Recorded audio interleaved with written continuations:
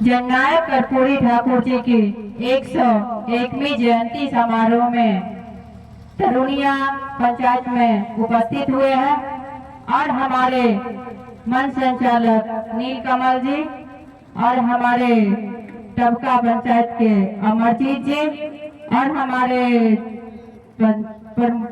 विभूतिपुर प्रखंड के उप प्रमुख जी और हमारे मंच पे बैठे सभी वक्तागण और हमारे इस क्षेत्र के श्रोतागण, हमारे गार्जियन कुल अभिभावकगण, सभी को मैं हार्दिक अभिनंदन वंदन करती हूँ।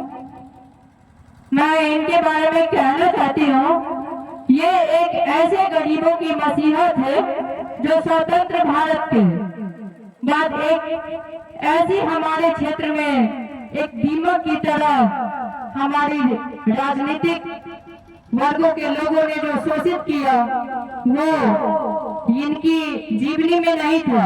ये नहीं चाहते थे कि हमारे क्षेत्र के जो हमारे जनता के जो राज्य हमारे जनता के लिए जो काम करने के लिए हम उनको यहाँ से हम सांसद भवन या राष्ट्रपति भवन या किन्हीं मुख्यमंत्री पोस्ट पे दे रहे हैं, वो हमारे जनता को, हमारे अति पिछड़े वर्ग को इस तरह शोषित करे।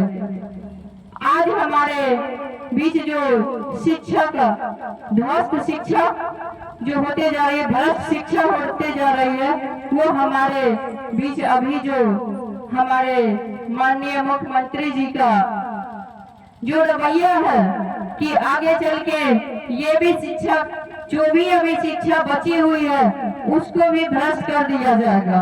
ना ही शिक्षा लोग ले पाएंगे, ना ही उनके सामने आवाज उठा पाएंगे। लेकिन अब वो बात रही नहीं। अब हमारे युवाओं में इतनी जोश है, इतनी जुनून है कि वो अपनी शक्ति को पहचानते हैं, अपनी शिक्षा को पहचान रहे हैं। मुझे क्या चाहिए, मुझे किस समय किस चीज की जरूरत है, उस चीज को वो वहाँ पे अपनी आवाज को उठाते हैं। लेकिन हमारी जो सरकारें हैं उनके काने तक तो जू रेंगती नहीं है।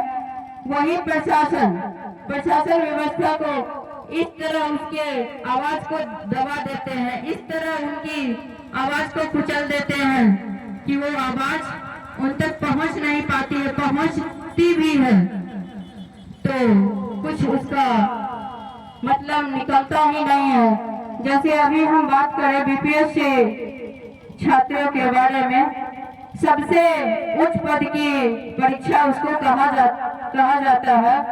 अगर वहाँ पे हम करोड़पति वर्ग के लोग हैं, वो अगर पोस्ट को हम खरीद के ही उस पोस्ट पे जाते हैं तो हम अपने क्षेत्र के लिए क्या सही डिसीजन लेंगे और क्या गलत डिसीजन लेंगे?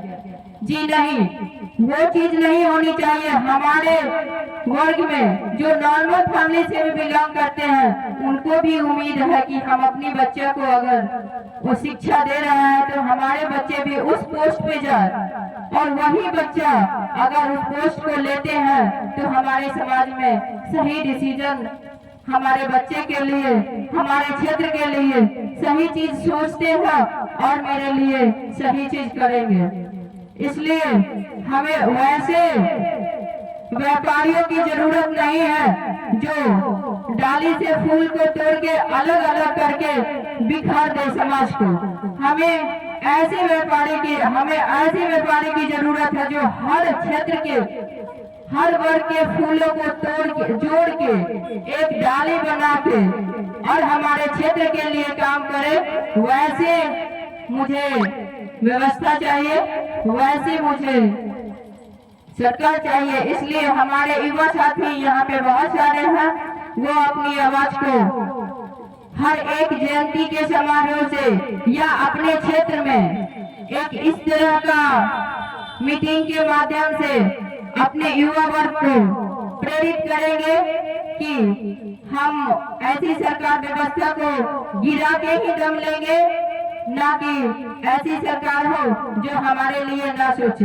हमारे पूर्वजों ने जो भुगत लिया है वो आज हम नहीं उस चीज को भुगतेंगे। हम लोग कंसस हो गए हैं, हम लोग अब एक्टिव है, इसलिए अब हमारी समाज इस कुरीतियों को नहीं भुगतेगी। इतना ही कह के मैं भारत रत्न जननायक कर्पूरी जी की जयंती में मैं उनको नमन करती हूँ। इतना ही कहकर मैं अपनी बात को विराम देती हूँ।